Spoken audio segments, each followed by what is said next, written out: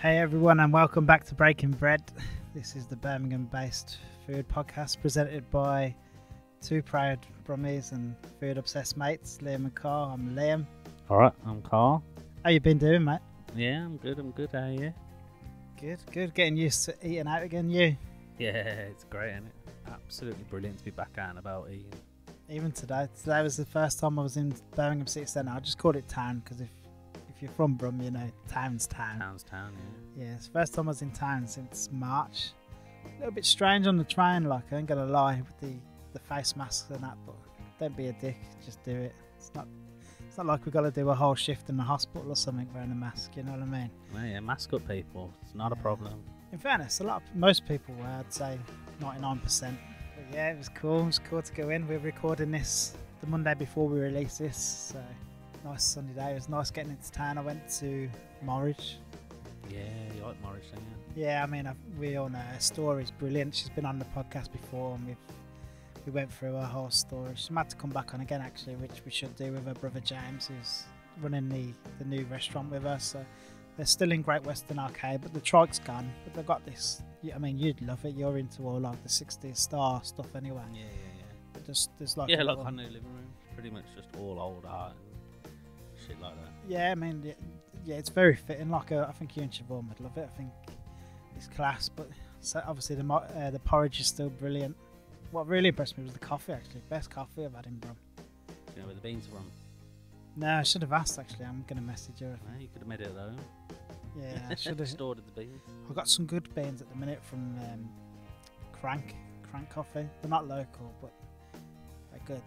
I've not heard of them.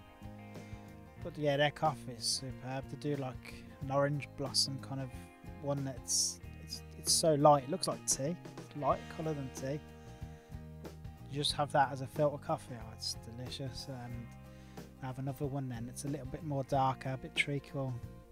Have that with a splash of hot milk. That's nice. Sold. It's good. Yeah, it's really good. Obviously, we're in Monsoon, Stratford-on-Avon. Love them, don't we? Yeah. That's the best one I can get my hands on at the moment. For consistency, they're brilliant. Like, and I still use them quite often. Yeah, got them through Life Full of Beans off Instagram. She knows everything about coffee, and she sells their coffee for them, doesn't she? Yeah, so that was Morridge. Awesome porridge, awesome coffee. So I definitely recommend you just get out there and try that. And then obviously I went to Dishoom. Couldn't go into town, not try Dishoom. Yeah, you had the breakfast, didn't you?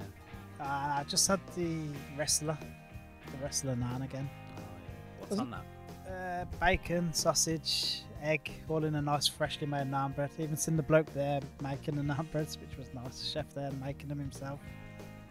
Nice. Yeah, it was impressive. Better than I remember. I don't remember getting a side of chili jam the last time when we went in London. I'd have to look at the photos. Yeah, I don't think remember. I was just too busy knocking back loads of chai to notice. Oh, that chai. It is literally a hug in a glass. It's so You made warm. it out of the recipe book yet? I've made nothing out of that book. I do love reading the book. I've made loads out of the book, and I've made the chai. You'd be surprised how much sugar's in it. No. I'd only have it in the morning. It's definitely a morning drink. I think I had 3 glasses of it then. So I reckon you've probably had about 36 tablespoons of sugar. oh, that's probably why it's so nice, but it's delicious. Yeah, it is really good. Yeah, the chili jam on the side was a nice touch. So where you been eating anywhere good? Yeah, I know we were literally just there, but went to Harborne Kitchen for my birthday. It's like every birthday, I don't ask for presents off the missus. I just say, right, let's just book a really, really nice restaurant. We'll go and do the whole nine, get the biggest tasting menu and the wine tasting or wine pairing. I'm such the same as well. I've just booked a theme for mine. Oh, nice. And yeah, so we went there, and it was like, I know we had all the bar food when we went last time, and that was great. But I mean, fucking hell, it was so good. I mean, really, really good. Easily one of the best places in Birmingham. Atmosphere good in the restaurant as well. And you know what? You wouldn't have known there was any like COVID issue or anything. Like all the partition and the booths and everything, the service, it all feels like that's how it probably always was. But no, it was phenomenal. If you ain't been, fucking go. I was really impressed when I went before. So I haven't really eaten out many of the places, I don't think. I'm going to... I've got Simpsons coming up. So I'm literally just... The last few podcasts, I'm just eating at them again. Yeah, I always feel happy when somebody says, "Oh, I've booked the table," based on your podcast with the person. You know, we had someone say it about Jamie, a couple of people say it about Luke. But I feel like you're doing it. Yeah, I'm doing it as well. Well, I've eaten these places, but I ate there without Siobhan, so I come home and tell her how great these places are. And she's like, "Oh, I want to go now." And I was like, "All right, yeah." It's no hardship. I'm like, "Yeah, all right, I'll go." I think it was the 23rd, wasn't it, where there was lockdown announced. And I remember the week before that, before Richie Sunak announced the furlough scheme and everything, I just remember being really scared for a lot of the independents and the restaurants that we know and love, mainly for like the reason that, you know, they all have staff and it's their livelihoods. Most of them are owners as well as like the chefs or the managers, you know. And also because I was being really selfish, I was thinking, Jesus, we might never get to eat at some of these places again. Yeah. Do you remember that time? Like, it was so uncertain. So, yeah, it was strange, wasn't it? So last Saturday I went back to Little Blackwood.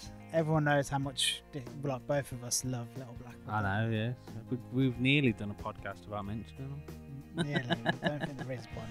But yeah, so like I had a little moment when I sat in there. There was a part of me who thought I'd never be back there to eat again, like when all of this kicked off.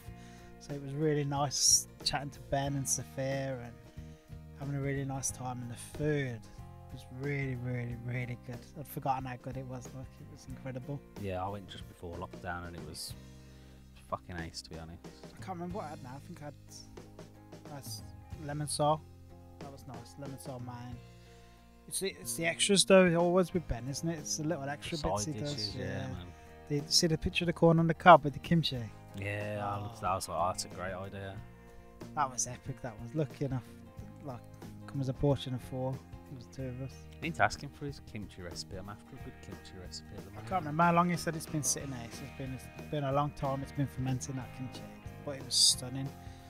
So yeah, it felt so good to get back eating at somewhere we love again. And you know, half the worry was you worry about the restaurants that have always been there, but imagine trying to open a new restaurant during all of this. I know, yeah. It's got to be stressful, worrying, will it work, will this work, what I'm going to do, how I'm going to get people to come in. It's amazing to think we're sitting here now talking about a new opening. I know, yeah. And it's all gone really well for him so far as well. Yeah, so we're obviously about 670 or 670, what did you say? 670 grams, so we're talking about Kray Treadwell, who we've had on before. Yeah. And he alluded to a couple of ideas last time he was on the podcast what I was going to do, but I don't think this was in the pipeline then. But no, we went and had a look around his restaurant, sat down in the nice pub next door and had a talk about his new place that's opening up, which it looks sick, to be fair. It looks really good. Brilliant, yeah. It's going to be really exciting. By far the most unique restaurant in the city. Like, you see all the graffiti and the art that is done. Yeah, I'd be surprised if anyone's seen anything like this in a restaurant.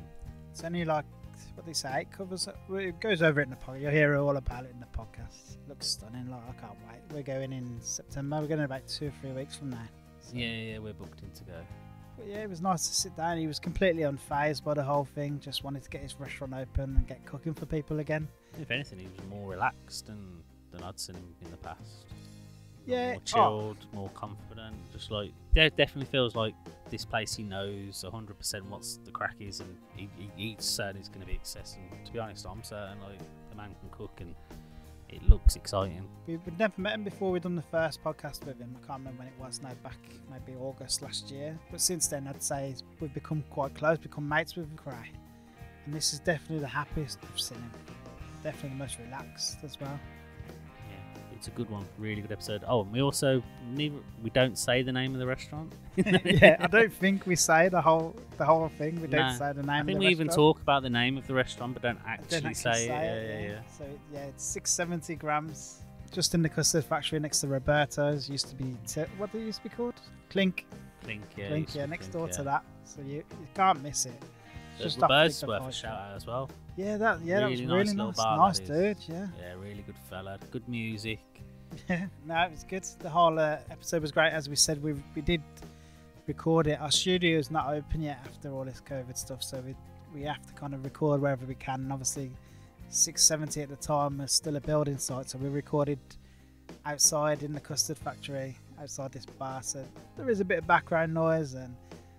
You can hear Digbeth in the background, which I think is quite nice. Hear Anyway. me drinking breakfast stout from Burning Soul. So Nice plug for Burning Soul. yeah, you know me, one of my favourite beers, especially the breakfast stout one. It's awesome. Yeah, so I hope you really enjoy this episode. Hope you like listening to Kray and hearing how we got this thing off the ground during one of the most uncertain periods of my lifetime, anyway, our lifetime. And hope you get to book up and go and try it.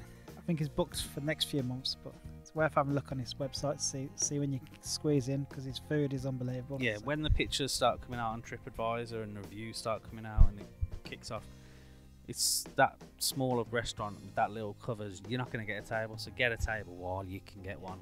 definitely. Because when it takes off and it's big, you'd be waiting 6 months to eat there.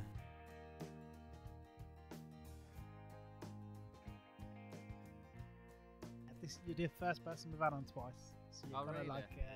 Yeah. That's so unique, isn't it? you've definitely got to be part of the Breaking Bread family now. Yeah, I'm well happy with that. Speaking of family, things have changed a little since we last spoke. Yeah, so obviously I've had a little girl a lot earlier than expected. Yeah. She was born in November. She's meant to be born in March. Jesus. So yeah, she's 4 months premature. So that was crazy time. Yeah, I really. bet it was. Yeah, It's it was, fucking yeah. scary, man. It's crazy because you know when you go, in hospitals and that, there's always like doors and stuff that you don't even think what's in there. Yeah. You don't realise until you're in them situations. I've walked past that door at Heartlands Hospital about 1,000 times and never thought what was in there. Yeah. And there's just loads of little babies in there. It's a room, It's a room with babies loads in of little babies in Baby there. room. Yeah. Shit, they were. There's a room full of babies here. So yeah, that was Eye opener, I bet. a shit time, but it's a lot better now. We got through it and it's all good. Is she So, good yeah. now? Yeah. She's fine, yeah. Touch wood, she got the all clear. So obviously we still have to have like checks and stuff like that. But nah, she's just a normal baby. That's a bit smaller than she should be at the minute. But yeah, That's it, she'll man. get there. She'll catch up, man. She'll get there. Yeah. They always do. My Exactly. brother did. So he was born when my brother was born. He was £2 or something. Oh, About the really? same Yeah. as about a kilo. So Yeah. Yeah, and, I was He's massive now. It's like 6 I was months. born £3.12. I was, Jeez. but I wasn't premature. I started feeding off my mum's placenta, and no one knew. So I was fully developed, Yeah. but just really skinny. Jesus. It's crazy, yeah. Can't say I know what that feels like. Yeah. I came back the womb. Neither this do big. I after lockdown. How far along with this restaurant were you when? To be fair, I wasn't even nothing to do with this restaurant then. And I think what happened was, I've been dossing about really since I've left The Man Beyond the Curtain, not knowing what I want to do and just not really having the balls really to do it myself, in a sense of looking for backers and stuff like that. And then just thought and I went to I shouldn't probably say this on here, but I went to a restaurant in London. I won't say the restaurant. I did like a night there, and his backer was there, and he just kept getting up and grabbing wine and saying, "Oh, can we get some more of that food and that?" And it was busy, Yeah. and I was like, "Fuck that! I don't want that." Do you know what I mean? Just do it myself. So obviously I found this little place which didn't have anything in there, no kitchen. Used to be a cake shop, and I don't know. I just loved. I've always liked Digbeth, even when I was really young. I used to go to raves here when I was a kid, and I always thought it was cool.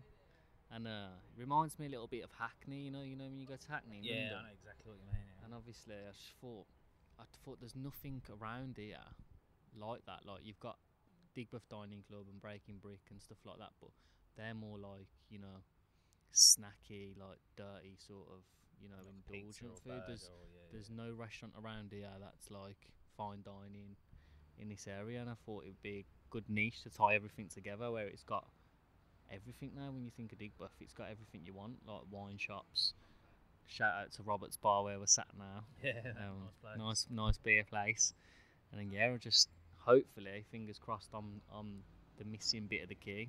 It's a good fit, because I think it would take a certain type of personality to open a fine dining restaurant in Digbeth. You know, if you know what I mean. Yeah, I It do. couldn't be like a traditional stuffy. You have to wear a suit jacket. That's Exactly. not going to work. No, No, no, no and way. I don't want it to be like that. So it is a fine dining restaurant, but you know, it's gonna. I genuinely believe it will be the most relaxed fine dining restaurant, and I don't mean that in a negative way where no one gives a shit. Yeah. I mean it in a way of like, you know, it's just gonna be chilled, and it's more like, you know, because it's so small, it's almost like coming to mine for dinner. Yeah. In a sense of I've picked the wine.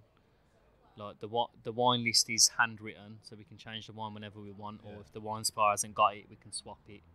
The food is the same. As soon as I get bored of seeing a plate of food, it's just coming off the menu that day, and it's Yeah. going to be replaced with something else. So it's literally everything in there is what I want to do. So it's more. I feel like it's more personal than it's as personal as it can be, as a restaurant to me. Yeah. And was this all on purpose? Like, were you purposely looking for a small place? No, I wasn't. I wasn't purposely looking for anything. Basically, I knew when Stoney was born and that. I thought I need to like pull my finger out here and start fucking about. Basically, with like, you know, these places where I was literally just tossing it off for like the whole year. And I weren't looking for anything small or big. I did a business plan, and it was for 40 covers. The business plan. I never had a premises. I didn't even look at a premises. I just did the business plan, thought of the name, put it together with what I'd want it to look like, what food I'd want to do, and presented that. And then obviously went to the bank. Then luckily it was just before COVID, so everything was sweet. And then obviously sold my car. And then I don't know how it worked. I drove past it in my car, and I just seen that it was empty. And then I came in and spoke to Roberto, and I asked him what the crack was with it, and then he gave me the landlord's number, and I couldn't get hold of the landlord for about 6 weeks, man. And then, yeah, seen it, went in there with Sasha. Still hadn't said, the bank hadn't said yes at this point. It was just like a bit of a dream, like all of it. I knew in my head that it was gonna happen. Do you know what I mean? It's a weird thing. Seen the landlord, then obviously I don't know. The thing is with me, unless I'm cooking food, I ain't got a business brain really. Do you know what I mean? It's just like cook some food, do the GP for the food, and that's about it. So I didn't know it worked. She said I got to get a solicitor. I was like, great. $4,000 later. Yeah, and then obviously just decided that was the perfect place for me, and I didn't. With lockdown as well, everything you just got a lot more time to think, haven't you? And it's like, what do I actually want? And you know, when I look at restaurants that I like, it's like Enesia and places like that, and even like restaurants that do 50 covers, but the restaurants that do 50 covers that have got 50 members of staff. Do you know what I mean? So it's like 2 to 1. That's the places that I like, but obviously I can't afford to have 50 staff off a little bank loan. Yeah. So yeah, and also I wanted it to be exclusive in a sense of hopefully eventually you can't get a table for ages and you're waiting, and I know that's a bit shit, but Yeah, I wanted was gonna ask one of them questions. I was like, how many 16 covers is it? Yeah, 16 covers. So like, yeah, it's gonna, if it does take off and is popular, which I'm sure it will be. Yeah, It's gonna be a nightmare Well, trying to get a well, table. we've sold out. Like every weekend is sold. Like we have a few tables left on like Wednesdays in October. So Jeez. like, but we didn't expect that at all. I just thought like, you know, if I just get the weekends full, because to be fair, I didn't want to be full at first because I've never done it before. Yeah. So, you know, I wanted to do 10 on the opening night, and then do you know what I mean, and just work my way into it. But it hasn't worked out like that. Like August, I'm full, so I fucked it basically. So if you're coming in In a good way. August, you have to work hard. yeah. So what's the concept? It's how many courses? So it's 10-course tasting menu, £60 a head. Which is very reasonable. Like, it's Yeah, relatively cheap so as this well. is Relatively cheap. yeah, but compared I've to done it anywhere on else, yeah. purpose because I'm sick of like people in our industry can't afford to go out and eat, or even people at college. Do you know what I mean? Like, Yeah. I said it on the first podcast when I went to the Fat Duck when I was 17, and like I lent money off my nan, and like I didn't have a glass of wine. Like it shouldn't be like that. There's a reason why we don't have enough chefs or enough waiters in this country, and it's because that like it's too expensive to go out and eat. Like none of my friends have ever come and eaten at any restaurant I've worked in Yeah. because they don't understand logically. I can't pay for, even if they want to pay £500 for a meal, they don't want to pay £500 for a meal. Do you know what I mean? But until you go there, and you go to one that's not £500, I quite like this. I'll go to another one that is £500. You know, there's no getting into it for anyone because the bracket's so high at first. Do you know what I mean? Yeah, we've got friends like, and we say, oh, we've at like Penals or somewhere top end, and they're like, I couldn't justify spending that much money, but they don't understand. They well, a lot of the time, like one of our friends has said to us, well, why could I do that when I can go on holiday, Nando's or somewhere and get full for like 30 yeah. It's like, But but they don't understand the work that goes in it, the ingredients. Like, But you're only in Nando's for like 40 minutes Yeah, to but an hour.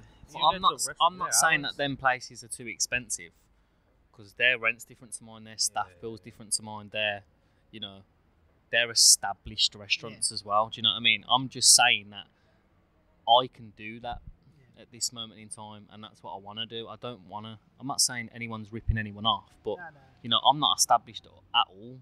Yeah. So I can't charge you £120 to come and eat because no one's going to come. I don't think you'd want to though. No, I don't want to. Yeah, like, I don't. If you really wanted to, and I know you said you had that experience with the backer down in London, but if you really wanted to, you could go and find backers. You could say, "Listen, I've got a bit of a following on social media. I've been on the telly. Yeah, back me for this 120 cover restaurant." Yeah, of course. Someone would give you the money for it. They would. Yeah, but then again, you're still working for someone. Do you know what I mean? I don't think you'd be comfortable with that. No, I'm not. I'm genuinely. I'm a bit of a baby. Like unless I get my own way. That's why, like, since the Man Beyond the Curtain was different, I got my own way, and it's the best place I've ever worked in my life. And then leaving there, you think that other places are going to be like that, and other places are going to believe in you as much as that as well. Yeah. But they don't. They just want you to do like this and that, and like, I don't want to do this and that. I want to put sweetbreads in a school head. That's what I want to do. Like, mate, I want you to. Yeah, exactly. That's what I want to. And I don't want to lower myself to standards where I've been before. I'd rather just take the punt on it, see what happens, and hopefully it's good what happens, yeah. Is it just the 10 courses then? There's no smaller menus? No, so it's just 10 courses. We cater for dietaries, but we only cater for allergies, sorry, not dietaries. So no vegetarians. No, unless it's religious beliefs or you have an allergy to it, we cater for it because, like I said, it's like coming to my house. Do you know what I mean? Yeah, if you come to my house and you say I don't eat fish, I don't care, and you're not eating, so it's it's the same. Like, okay, mate, well I've cooked the sea bass, so you can just have the veg. You know what I mean? And also, I also think with that is if you two came out and eat and you're a vegetarian and he's not, how do I charge you the same price as him? Yeah. And also, I can get someone that will pay that price to eat meat, so it just works out like that. And I don't want to do loads of different menus and replace the beef for a salt baked celeria. I don't even like salt baked celeria. You haven't got the covers for that kind of options. Like No. If you did, It's like what you see is what you get there. So there's 3 whites wines on the menu, 2 rosés, 3 reds, 3 cocktails, and 1 beer. And that's it. The price was quite accessible as well for the wines and stuff. Yeah, so with the wine, the way that I've done it is I've chosen all the wines myself. Like, I'm not a sommelier or anything like that. But like I said, it's the same. It's like coming to my house. Like, it's what wine I would have in my fridge at home. And what I've tried to do is, when you go to a restaurant and they give you the wine list and it's massive, mate. It's like a newspaper. And you're like, what am I going to do with that? Yeah. Like, I've made sure that whatever wine you pick off that list, well, hopefully you're going to like it and it's going to go well with the food. So there's not this massive menu where you can pick a 1960 Bordeaux that just doesn't make any sense. You just got it there because it's cool. It's literally these are the wines. The price point of the wines is £7 for a glass, £42 for a bottle. So we're not doing a wine pairing. It's by the glass or the bottle. But to be fair, you can pick your own wine pairing. You can have 4 glasses of wine. 5, do you know what I mean? Take a pick. Yeah. So everything kind of ties in. that's the way you would want to do it. But also, you haven't got the room for a big wine cellar. So Yeah, exactly. it's Yeah, beautiful. Like it all Yeah. kind of comes Yeah. together perfectly. Like. exactly. So, and that's it. It's not just room though. It's like I wouldn't want a massive wine list and. That's what I'm saying. So Yeah, it's like perfect. it all it's feels like it's it's all there. perfect. Yeah, it's That's all. what I mean, it sounds all like the you're not time. after the type of person to come in and eat there anyway. That's expecting this fucking giant wine menu that's got No, and like if half of it's over fucking 200, 300. no, quid but per if bottle. they are like, we still have like great wines on the menu. They're not like shit wines. Like we've got Krug Van Cuvée on there for £180 a bottle. If you can tell me any restaurant in the country that sells Krug Van Cuvée at that price, I don't know. But again, it's not because they're too expensive. It's because they have to sell it for that because their rent's higher, their staff bills higher, their restaurant bills are higher. Whereas me, it's not like that at the moment. So no, it's a totally different thing. But I want everyone to drink Krug Van Cuvée because it's better. Do you know what I mean? I want everyone to be like, I've just had the best champagne in the world, and it was £28 a glass, and I'm so happy with it. Awesome. Can't wait to try that one. How much did you say you're selling it for? 100. £180 a bottle. I'm sure like Weatherspoons is selling like Moët for like 100 quid, so that's not bad. Like, Yeah, it's exactly. Like, but so then again, Who's buying Moët and Weatherspoons? Oh, man? mate, you'd be surprised. Really? I worked in the one in Mosley. People do Fucking it. hell, man. but it comes back to that again. Like, how do you expect to get sommeliers in the country if when they go and if they want a glass of Krug Van Cuvée and they're working in a restaurant and they're getting paid 18 grand a year, which is acceptable. I'm not saying it's not acceptable as a junior sommelier. Then how are they going to try that wine unless they're trying it at work? But how are they going to try it in an experience? So how do you expect them to get into wine? Do you know what I mean? Unless you're like Sona and get sponsored by them. Yeah, exactly. Yeah. So I was a lucky jammy sod. That's what. Fro, he just gets wine thrown at him Yeah. wherever he goes. Man. Of course he does. Do you know what? We were talking about how professional we are as podcasters today before we started, and we're Me about and you. we're about 20 minutes in, and we haven't even mentioned the name of the restaurant. Oh yeah.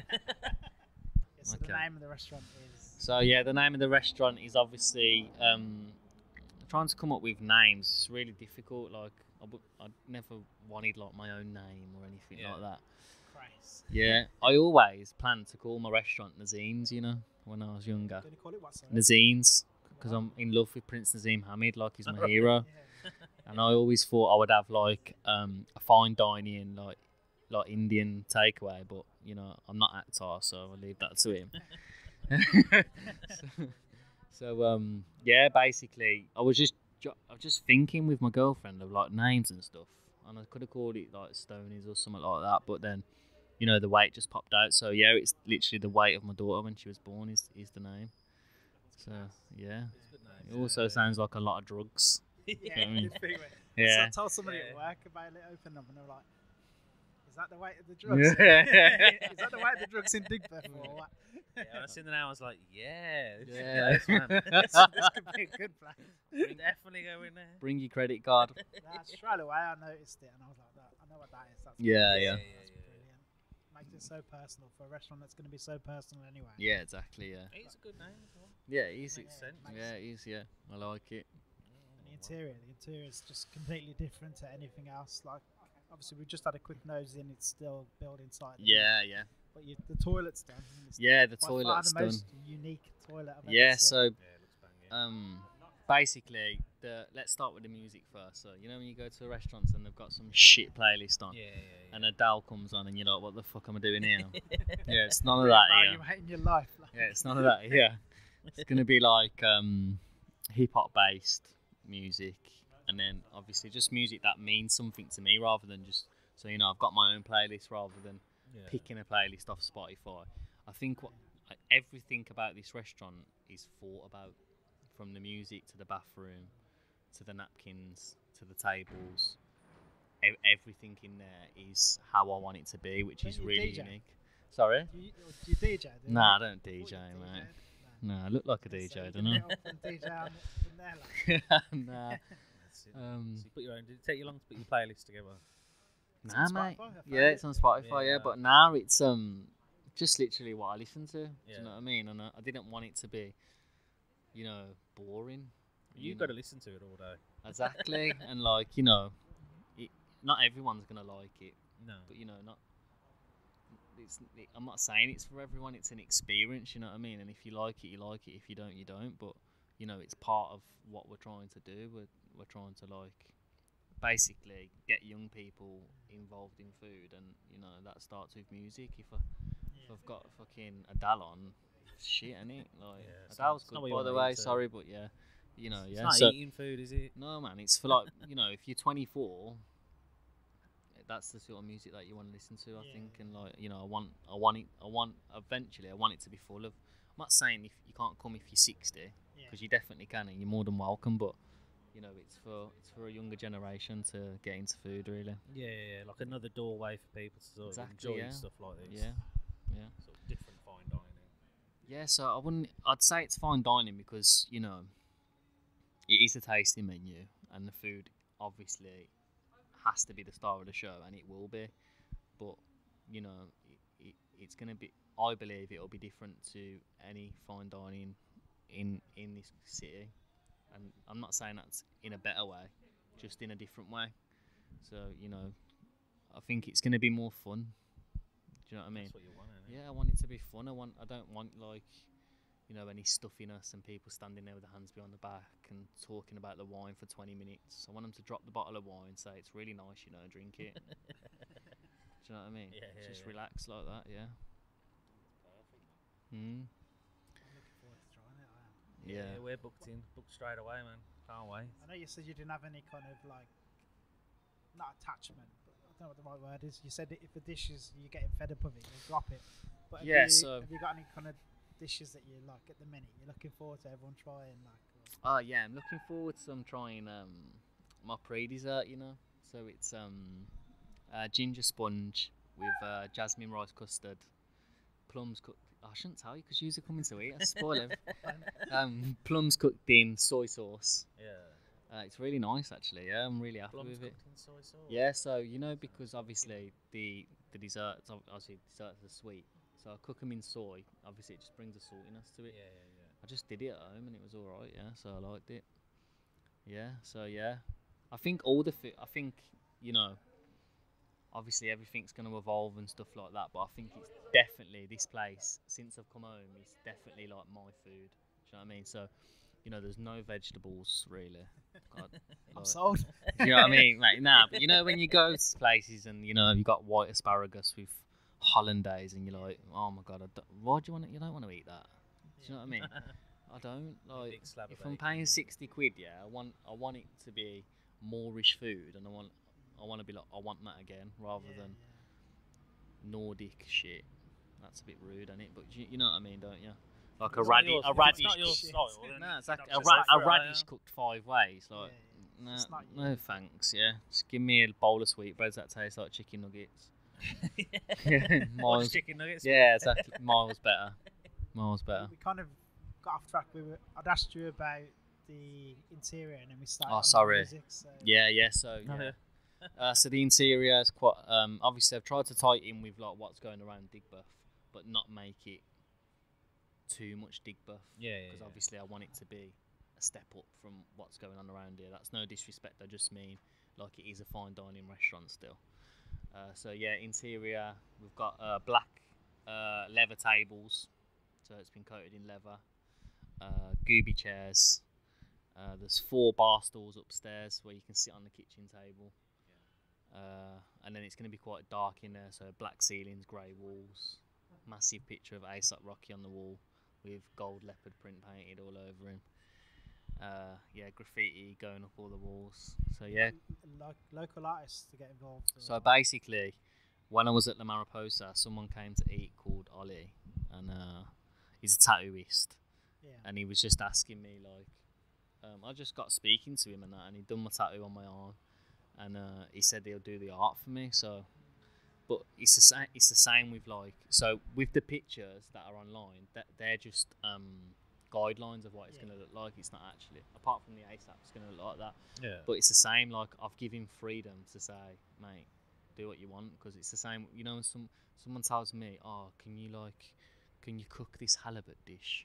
Yeah. I'm like, nah, I don't want to cook halibut now because you just told me to.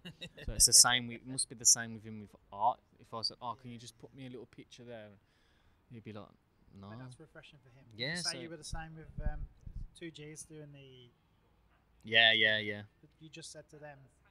What? What did you do? Just give them like a few. Well, I pointers think or- they half know. Like we had a few meetings and stuff like that, and I think they just obviously know me and know what I'd want really, and obviously they did a good job on the design and stuff like that, and obviously we all had input in that, and but it's just a small, nice, cheap place.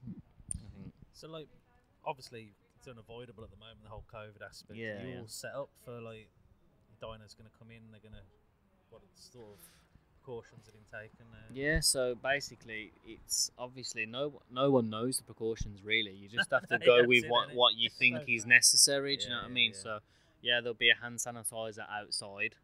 Then you'll all have your own hand sanitizers on the table.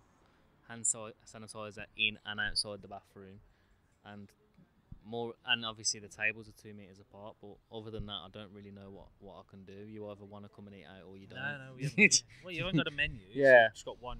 It's either Yeah, paying so for these the tables or menu not. the menus are obviously handwritten every day. So I handwrite them just before service every day of what I want, what's on the menu that day. Same with the wine. So that's just a disposable menu. It's your menu at the end of the night. So yeah, If I've it got doesn't get passed on to another table or anything like that. no. So it'll be on the table when you arrive, and then no one will touch it apart from you, and you can take it home. But I don't want to be writing loads, so there might just be one for each table. One each. Yeah. But yeah, I've got paper, disposable napkins, stuff like that. So yeah, but basically it's new for me. It's new for everyone. Yeah, I'm just obviously I spoke to people in the industry and what they're doing, and I think customers also have to take a little bit of responsibility as well, in a sense of we can be as safe as we want to be, but you've also got that. You've got to do that as well. Otherwise, we're back to square one, aren't we? So as long as everyone washes their hands and stays 2 meters apart, theoretically the world should be fine. But Yeah, it should be. stop going to beaches. Yeah. Stop going to the beach. Yeah. It's obviously unavoidable, and we don't want to dwell on COVID too Yeah. much. But like, when did you sign the contract on the building or for the Yeah, rent and so stuff? basically I should have been open in June, Yeah, but obviously because of COVID, obviously it slowed it down with the solicitors and builders and stuff like that. And also I think I was always still going to open it, but like the builders and the landlord, I think they was a bit worried that I might just pull out of it and just fuck it off. But no, we didn't. It just slowed everything down really. But it's Did you agree to Yeah, I'd rent and agreed. everything before COVID hit and everything? Like, Yeah, I'd was it agree. February or something? I don't even know when it was now, mate. It's all blurred. But Don't ask the government because they've changed it. They've gone back a week, haven't they? I'm not asking when lockdown was. I'm just saying, like, when did you decide? yeah, like, so this it was is happening? it was just before lockdown. So that was when we got the lease and stuff like that. We got the keys, and then but then obviously there was new measurements put in place for actually leasing stuff at that time. So the initial contract now isn't the same contract as before. Yeah. We've got guidelines, probably just to get a bit more money out of you. But yeah, so we should have been open in June, but we wouldn't have been open in June anyway. So Yeah. to be fair, it hasn't affected me. All it's done is basically give me a few more months, a few more weeks to make it better than it would have been in June. That's the way that I look at it. So Was yeah. there ever a time during the whole kind of March, April, where you thought, shit, what the fuck am I doing? I'm opening a new restaurant. Nah, mate, because I just thought, people want to go out and eat, and especially me. So when I'm at home, and I was like, I can't wait to eat. So I imagine everyone's thinking. Well, not everyone, but imagine half the population are. And the world can't stop forever. Yeah. Do you know what I mean? It has to, and it probably isn't the best time to open. But bookings are flying. We're doing well, and I think when is a good time to open? Do you know what I mean? I don't think it matters. I thought it was brilliant. I thought it was really refreshing when you'd see the post come up. Yeah. Oh, they're just plowing ahead. That's great Yeah, news. yeah. Like, Yeah, I'm it's happy exactly what about you wanna that. see, restaurants. Yeah, It's exactly. like, I don't know. It's not so much just a Birmingham thing, but just people been innovative, innovation, Using their using their initiative and just doing stuff. Yeah, figuring out ways to exactly. Yeah, fucking do I it, think you know what I mean? basically I'm glad. I know this sounds weird. I'm glad about COVID, to be honest, because it did give me that extra time. So there hasn't been a rush. So things have, because I think with restaurants, especially when I worked at the Man Behind the Curtain, like when we went downstairs, things would change all the time in a sense of, oh, we need more shelves there, we need that there, we need that there. And if it would have been open in June, it would have been like, yeah, just get it in and then get everyone in, and then if you get full, you ain't got that time really to think, shit, should have probably put that there or that there. But we've had that time where we've, things have changed. Like the bathroom weren't supposed to look like that. yeah. It was all tiled and stuff, but we tried to paint over the tiles, didn't work, so that took us an extra week to do. Like we would have lost that week, do you know what I mean? So How did that come about? You just chatting to Ollie and then yeah, so basically the picture on the wall, we wasn't going to ever have a picture on the wall. I went, Ollie's tattoo studio is really cool. It's in Bromsgrove in town centre, and his toilet's sick. It's it's like all like graffiti, like dark graffiti, and then one wall is like wallpapered, and then he's got like a sparkly toilet seat, and he's got like these mad copper shelves and that. And I was like, man, that bathroom's sick, because no one cares about the bathroom, do they? But I think if you have a bathroom that you remember, do you know what I mean? It's like, oh, that's sick. So then I spoke to Ollie and I said to Ollie, like, with the bathroom, just do what you want. Do you know what I mean? And then we went in there and like he said what colour he wanted to do it. I said fine. Went and got him the paint, and then came back. We painted it. Paint didn't go on the tiles, even though it was tile paint. So then we started knocking all the tiles off the wall, and then we could have got it replastered. And he's like, no, it looks fucking sick like that. So we just paper glued it, painted it. Ollie just threw loads of tins of paint up the walls and stuff like that. And then back to the picture. The picture is more like, people are saying, oh, it's two gay people kissed in the toilet. It's not even supposed to be about that. Who's to say that they're gay? Do you know what I mean? It's just, it was more about like a unitedness with like, it's a black man and a white. It's basically saying everyone's welcome to 670 grams, whether you're gay, black, straight. It's literally that's the message that the picture sends out. It's not two gay blokes kissing in the toilet. It's more a fact of like, just two humans, man. Yeah, it's to do with the restaurant as well. It's like do what you want to do and be who you want to be. That's what the picture says. Yeah. I love it. I do. I think. Thank you. Yeah. Yeah. I've never seen a bathroom like that. Yeah, it's awesome. good, isn't it? Yeah. We're gonna. Well, I'll keep that a secret when you go there, don't I? Gotta keep something. Yeah, exactly. I know, man. So you said at the start you didn't really know much about the whole business side of restaurant. Have you got somebody to help you with the business side now? Yeah, I've or- got like family that are helping me and stuff like that. But I'm not very intelligent when it comes to stuff like that. So it's a bit like Probably the wrong word. Probably just not that interested in it. yeah, that as well. But also I don't care about it enough. So in a sense of I know how I want it to be run day to day and what stuff I want and what napkins I want and what tableware I want and everything like that. But I don't care about how much tax is on that bottle of wine. Do you know what I mean? So exactly. So yeah, someone else doing that. Yeah, but it was difficult because you forget a lot of things. So you don't realise how expensive it is to license a place and to get a personal license and stuff like that, and how long these things take to do.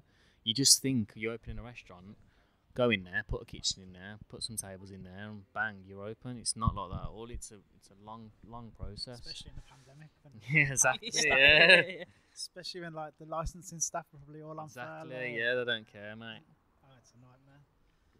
Yeah. So you're gonna have cocktails on the menu as well? Yeah, Is that yeah. right? So just 3 cocktails really. Again, just everything. I know I'm not a sommelier and I'm not a bartender, but everything's down to me. That's why it's good that it's so small. So it's cocktails that I like, that I want to put on, that will hopefully go with the food and stuff like that. And it's not going to be stupid cocktails like. Not the Alchemist and that. There's no shit smoke anywhere or stuff like that. Fucking what they've been putting in their cocktails there? Fucking washing up liquid. Yeah, that No stuff one on the fucking top, washing man. up liquid in Yeah. my It's fucking not that. It's cocktail. literally going to be nice cocktails. So and sometimes not even cocktails. So there's going to be 2 different gin and tonics on there. So I'm going to make the syrup. It's going to be a tobacco and vanilla one, and then a strawberry and basil one. And then 3 cocktails, so like a pina colada, a Negroni, just stuff like that. But to be fair, I just want people to have a cocktail at the start of the meal. I want them to drink wine, because you drink wine with food, it's better. Do you know what I mean? I don't want it to be a cocktail bar. You can't it's just really have like a taster menu and have loads of cocktails. exactly. So basically, it's a cocktail to start, and then after that, we urge you to drink wine. But if you don't like wine and you want to drink cocktails all night, that's fine. But hopefully, you just go on to wine. So yeah, it's not really a bar. It's just going to be 3 cocktails that you want, and either champagne or a beer. So with the beer, hence where we are now, next door, Roberto's bar, they do 8 different beers. I don't know anything about beer, to be honest. I like it. And, so he changes his kegs like every 2 weeks, and just he's well into beer. Goes to like Belgium and all these beer vineyards and weird stuff. Yeah, cool. Yeah. So I was just going to have a can of beer on at the restaurant, but now I'm just going to let you come and get a beer from here, because there's no point in me having a standard beer that you can get from Marks and Spencer's. Yeah. When he's got sick ones in here, so you can have the beer, bring it round, or we'll go and get it for you. You can come in here, have a look at what you want. So, and it not helps him out, but you get sales as well, and we don't have to store a load of beer that we're not really into, that we've just got just for an option. So yeah, that should work out pretty well as well. Yeah, it's gonna be awesome. Yeah. Right, well, I think it just gonna be somewhere cheaper than, and I say cheap, I don't mean it like that, because that means I'm digging everyone out. I just mean more accessible. More accessible for basically anyone can come and eat. If you spend £100 on a night out, you can come and eat here. Do you know what I mean? You can come and eat for 60 quid and drink water if you want. You could go to your local boozer after work and spend 60, 70, 100 quid. That's what I mean. It's going to be there 4 or 5 hours. It's fucking gone, isn't it? It's basically for people that watch cooking programs that can't justify spending £400 on a meal. That's the ethos of the restaurant, basically. I was going to tell you to sum it up, but I think you've just summed it up. You just summed it up, man. That's it. It's awesome. To sum it up, it's a cooking program restaurant for people that don't want to spend more than a wanna. I ain't see Harriet's not there, though, is it? I ain't see Harriet's not there. Nah, mate. Awesome. Oh, you good. Gotta just answer straight away. Sick. They're easy questions. Yeah. Don't give them too much thought. There's no maths questions, is there? Nah. It's just Can't about be yourself. knackered. Like, this is just shit I want to know about people. Yeah. So, what's your favourite movie? Set It Off. That's why Stoney's called Stoney. His character in Set It Off. Oh, nice. Yeah. What's your favourite band or DJ or whatever? Band. Oh, not really a band guy. DJ. Or DJ or rapper Eminem. or artist. Eminem. What's your favourite cookbook? Alinea. What's your favourite spirit? Specifically Rum. to the bottle. Oh, that's a hard question, mate. It is hard, yeah. I'm just going to say something funny. Frosty Jacks. By the can. What's your favourite beer?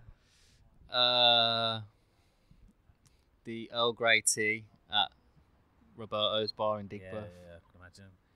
What's your favourite big fast food chain? I don't do big fast food chains, but Perilick on the Coventry Road is excellent. Oh, right. For chicken, yeah. Should go. Let's give that one a go. If you're getting takeaway, what you normally getting?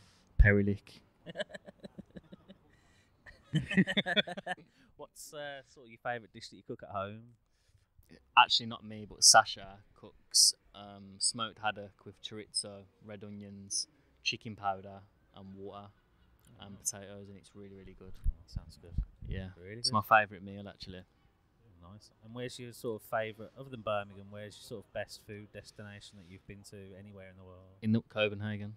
Copenhagen. Yeah. Oh, nice. Good answers. Yeah. Really good answers. That's it. Sorted. Perfect. Thank you for your time, guys. Yeah, Appreciate that's it. Pleasure. Coming on, man. No. Loved it. I like it. I want to be like, I want to come on all the time. Can come on, mate. I love not even just for myself, you know, just for a chat. Everyone You know, like Joe everyone's Rogan welcome. when his mates just come. Yeah, Yeah, like that. Smile's better, innit? Yeah, I love it. I want to be like Brendan. What's his name? Brendan Like- Sharp. Yeah, Brendan Sharp, mate. Just pop on and then eventually get my own one and fuck Joe Rogan on. Cheers, great. Thank Restaurant's you. gonna be brilliant, and I can't Cheers. wait. Cheers. Hey everyone, massive thank you for listening. We absolutely love making these episodes and bringing you the story of some of the best people in the food industry in Birmingham. As we said before, we love Birmingham and its food scene, and we think it's truly special. So if you agree, do us one big favour. All you have to do is rate and review us on iTunes. It really helps promote the podcast and gets us listened to by more people, and gets more people to listen to how great Birmingham is, and we would really appreciate it if you could do that for us. Until next time, thanks again for listening.